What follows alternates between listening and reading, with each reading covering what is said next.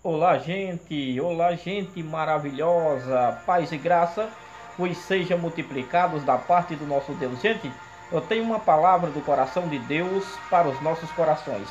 Se você já é o meu amigo inscrito nesse canal, um forte abraço. Se não é, se inscreve, ativa o sininho para receber as novas notificações, deixa o teu comentário e dá o teu like aí para fortalecer o nosso trabalho. É tudo gratuito, não paga nada mesmo, então vai lá e aperta o dedo e se inscreve, deixa aquele joinha maravilhoso, deixa também o teu comentário e diz o que você achou desse nosso trabalho.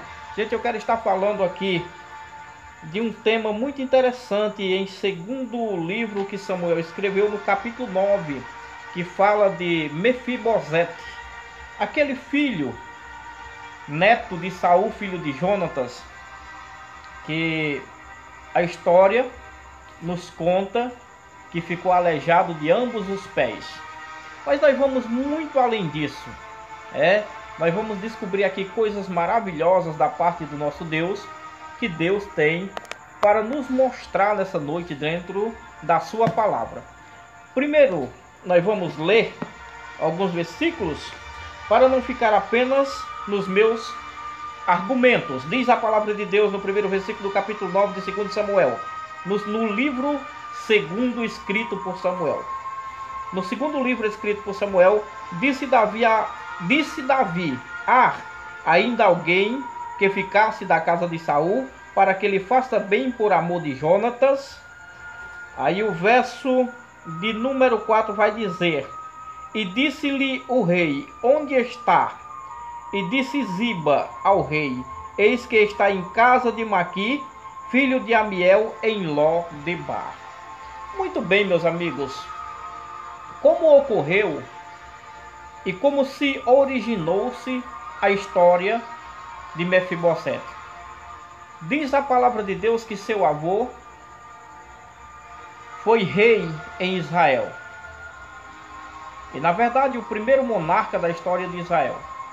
E o seu filho Jonatas, príncipe, hábil guerreiro, perito na arte da flecha, do arco e flecha. E seu avô, perito na arte da espada e do manuseio de lança. E chegou um certo tempo em que Saul permitiu que o seu coração ficasse soberbo, achando que as suas conquistas já não provinham mais de Deus e sim da sua própria habilidade. Se achou tão grande a ponto de achar que nem os sacerdotes constituídos por Deus estavam acima da sua nobreza, quando na verdade os sacerdotes eram a equipe seleta de Deus para promover a ordem de culto litúrgico ao povo de Deus e aconselhamento ao próprio rei e ao seu principado. E ele quebrou todas essas tradições, sendo que ele mesmo, em certas ocasiões, quis oferecer sacrifício a Deus, tomando assim o lugar que era dado apenas aos levitas sacerdotes. E diz a palavra de Deus que por várias vezes ele peca contra Deus, vai contra a orientação de Deus, vindo assim a sair dos planos e da vontade de Deus. E Deus permitiu que uma guerra fosse travada em um monte chamado Monte Gilboa, ele fosse ferido e morto, juntamente com o seu filho em batalha e quase todo o seu exército. Israel tremeu e temeu muito, porque sabia que os seus inimigos agora conquistariam aquela terra.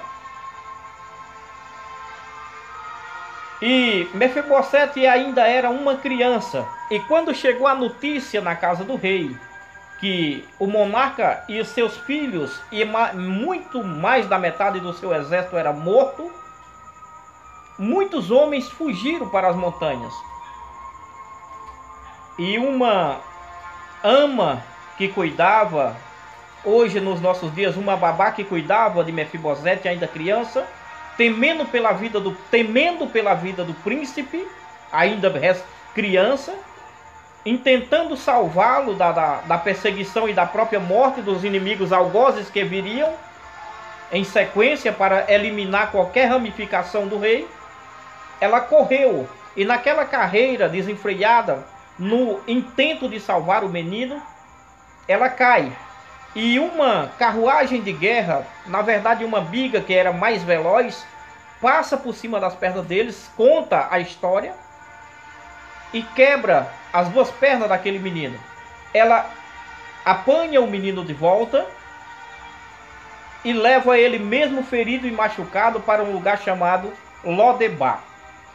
E a minha pergunta é, como que ela conhecia Lodebar?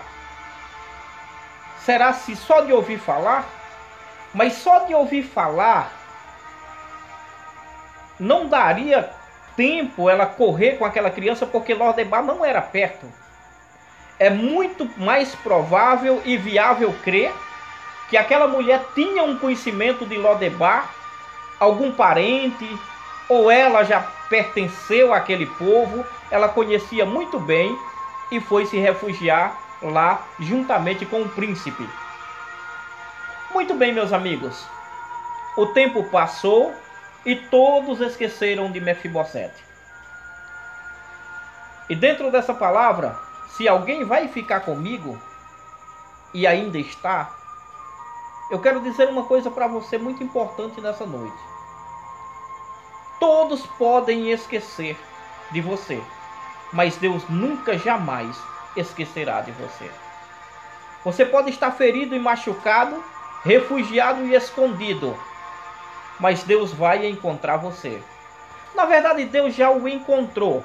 Ele só tem o momento certo para resgatar e trazer de volta.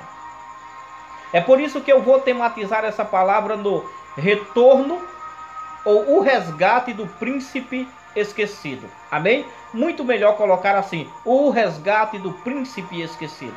E há um Deus que resgata o homem, a mulher, a criança, o jovem, de qualquer prisão, cárcere ou exílio que ele esteja exilado. Ele é Deus, ele resgata. Amém? Louvado seja Deus. Então chega o tempo em que o rei Davi assumiu a monarquia daquela pátria, daquela nação, e ele agora está fazendo uma revisão sobre quem era líder, chefe, quem estava na escala para liderar. E quando ele faz todos aqueles reparos e vê que tudo andava bem, aí ele diz: sobrou alguém da casa de Saul para que eu faça misericórdia com ele, para que eu use de bem, de boa vontade com ele, por causa de Jonatas, meu amigo. A primeira coisa, queridos, que eu digo para você é: seja amigo de Jesus. Se você foi amigo de Jesus em algum tempo, na sua história, ele jamais esquecerá de você. Ele vai te encontrar. E se você nunca foi amigo próximo de Jesus e quer ser amigo dele, ele vai te achar também. Mas se você nunca foi amigo de Jesus, mas pensa em ser amigo de Jesus, tome essa atitude. E se você nunca foi nem pensa, mude de ideia. Queira ser amigo de Jesus para ser encontrado por ele. E diz a palavra de Deus que aquele jovem ficou naquela nação por muito tempo. Ele era príncipe, mas um príncipe sem trono. Ele era do sangue nobre, mas não tinha nenhum privilégio, nenhuma regalia. E eu acredito que ao ouvir as histórias, ou talvez até mesmo nas suas lembranças remotas, ainda meias que obscuras, por causa do tempo, a memória vai fazendo com que a gente esqueça aquelas imagens de como era viver no palácio. Que na verdade ainda nem havia ainda um palácio, era tendas, não tinha sido construído. Mas eram tendas luxuosas, de qualquer maneira era rei, liderava. E tinha de tudo que precisava: prata, ouro, boa comida, boas músicas, bons cuidados, bons banhos de perfumes, roupas luxuosas do seu tempo, carruagens preciosas. E ao lembrar disso, ouvir alguém contar, é impossível não acreditar que aquilo não mexesse com o seu coração. E eu acredito muito que aquele rapaz carregava consigo uma mágoa profunda no seu coração, que hoje é conotada como depressão e traumas psíquicos na mente. E assim sendo, a mente estando doente e o coração amargurado, o corpo também sofre com isso. E o espírito fica preso, cativo. E a angústia isola. E eu acredito que aquele homem nem queria que alguém tocasse na história contando que ele pertencia a um principado. Talvez você já foi alguém de grande importância e hoje você se isola de tudo e de todos. Mas quando Deus levanta a mão, Ele resgata. E naquele dia em que Davi está fazendo aquela avaliação, avaliando seus valorosos líderes, ele faz a pergunta, e havia um rapaz que era um tipo de ganhador de gorjetas por meio de troca de favores. Antes que o rei terminasse a palavra, ele disse: tem. E eu sei onde ele está. Está em Lodebar. E não adianta eu ficar aqui argumentando que Lodebar era uma terra seca, era uma terra de pessoas que não tinham condição financeira, que isso, que aquilo, porque tudo isso você sabe. E ele disse: vai buscá-lo.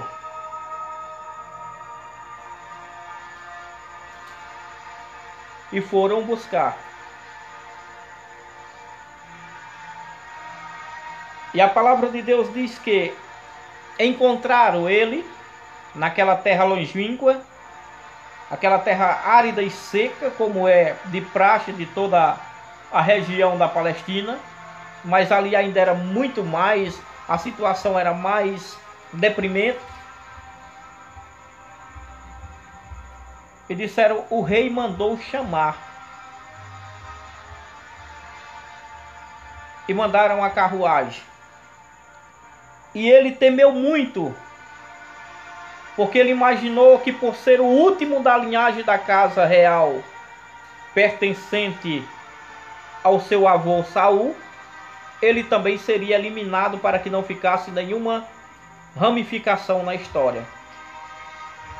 Imagina como o nosso cérebro fica bloqueado para raciocinar quando nós estamos em situações adversas. Você imagina, você acredita que alguém que vai mandar eliminar uma pessoa mandaria uma carruagem, uma comitiva de pessoas limpas, perfumadas, carruagens, cavalos bons, para que você venha montado ou dentro de uma carruagem?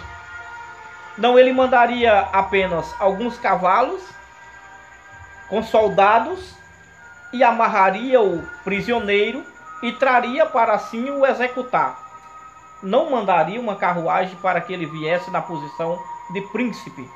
Mas quando a gente está em situações adversas, é muito difícil imaginar que aquela situação pode mudar e que alguém vai usar de misericórdia. Mas há um Deus no céu que é cheio de misericórdia.